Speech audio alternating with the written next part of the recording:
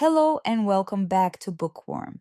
You've probably had days where you were productive, checking tasks off your list, staying busy from morning to night, yet you still felt strangely empty afterward. Why does that happen? In Flow, Mihaly Csikszentmihalyi explains that real fulfillment doesn't come from comfort, pleasure, or constant entertainment. It comes from deep engagement, when challenge and skill align and you become fully absorbed. That stay where time disappears isn't accidental. Stay with me, like the video, subscribe to Bookworm, and let's go deeper. Okay, what if I told you that the best moments in your life, they might not have anything to do with being happy? We're about to dive into a concept that really turns our whole search for fulfillment upside down. It's all based on the groundbreaking work of Mihaly Csikszentmihalyi and his incredible theory of flow. You know, the philosopher John Stuart Mill pointed out this really strange thing about happiness. He said, the moment you start consciously looking for it, the moment you ask yourself, am I happy right now? Poof, it vanishes. It's this paradox, right? The harder you chase it, the faster it seems to slip through your fingers. So, if just trying to be happy is a dead end, then what's the alternative? I mean, really think about it for a second. The truly great moments in your life, the ones that stick with you, where did they come from? I'm willing to bet they weren't times you were just kicking back and relaxing. They were probably moments of deep, active engagement. I mean, you'd think with all our modern advances, we've got more wealth, better medicine, unbelievable technology at our fingertips. You'd think we'd be happier than ever before. But are we? For so many people, life feels less like a state of joy and more like this constant ping-ponging between feeling anxious and feeling bored. And this right here is one of the first huge insights from the research. Our most memorable, most positive, most fulfilling experiences are almost never the ones where we're just passively chilling out. Instead, they happen when we are actively involved in something, when our body or our mind is stretched, pushed right to its limits to accomplish something difficult but worthwhile. Just picture these moments. Think of a sailor, completely in tune with the wind and the waves, holding a perfect course. Or an artist, so lost in their work that the world just disappears as a new shape emerges on the canvas. Or even a child, totally absorbed, placing that very last block on the tallest tower they've ever built. In every single one of these examples, the person is utterly lost in a meaningful challenge. Csikszentmihalyi called this state an optimal experience. And this amazing state of optimal experience, this secret ingredient to genuine, lasting satisfaction, well, it has a very simple, very elegant name: flow. So what is flow? It's that state of complete and total absorption.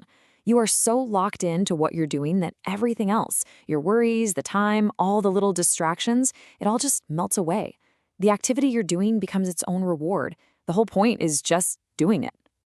Now, to really understand flow, we have to get this key difference between pleasure and enjoyment. Pleasure, well, that's passive. It's the feeling you get when you satisfy a basic need, like eating when you're starving or sleeping when you're exhausted. It feels good, sure, but it just brings you back to normal. It doesn't help you grow. Enjoyment, on the other hand, is active. It requires you to invest your attention, your mental energy. It's that feeling you get when you achieve something new, something that stretches your skills. And that is what makes you grow. Flow is the absolute peak state of enjoyment. Okay, so if flow is this ultimate state of enjoyment, how do we get there? It's not just random luck. It turns out there's a specific recipe, a kind of anatomy to it, a set of conditions that, when you get them right, build the perfect experience. And the single most important ingredient in that recipe, the absolute core condition for flow, is finding a very delicate balance. It's a sweet spot, really, between the challenge of the task you're facing and your own personal skill level. This model here explains it perfectly. Think of it like a map of your feelings. On one axis, you have the challenge of a task, from low to high. On the other, you have your skill, also from low to high.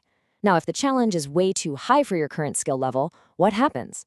You feel overwhelmed, stressed out. That's anxiety. But what about the opposite? If your skills are super high but the task is just way too easy, well, you get bored.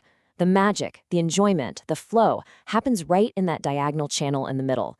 That's where the challenge perfectly matches your skills, stretching you just enough to keep you totally engaged, but not so much that you break.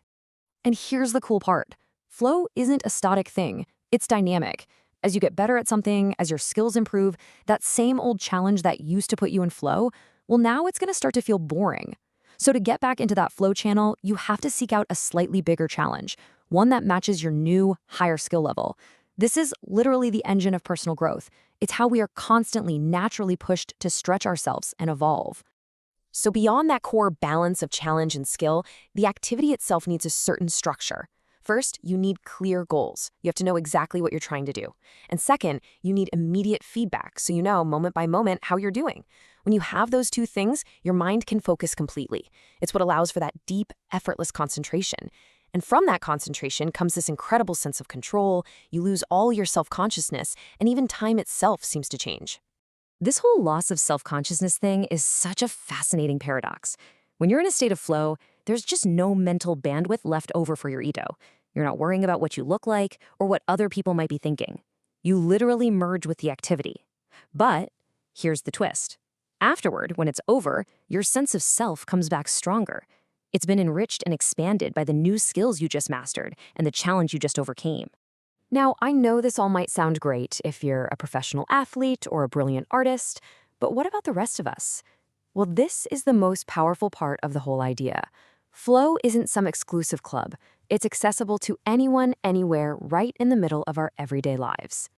This quote from a rock climber just nails it. It gets right to the heart of what it means for an activity to be intrinsically rewarding. See, the climber isn't just up there to get to the top of the mountain. The real reward is the climbing itself. The entire purpose is found within the experience. And there's a special word for this, autotelic. It comes from the Greek auto, for self, and telos, for goal. The goal is in the self. An autotelic activity has its purpose completely contained within itself. When we do something for the pure joy of the process, not for some external reward like money or fame, that is an autotelic experience. And that right there is the essence of flow.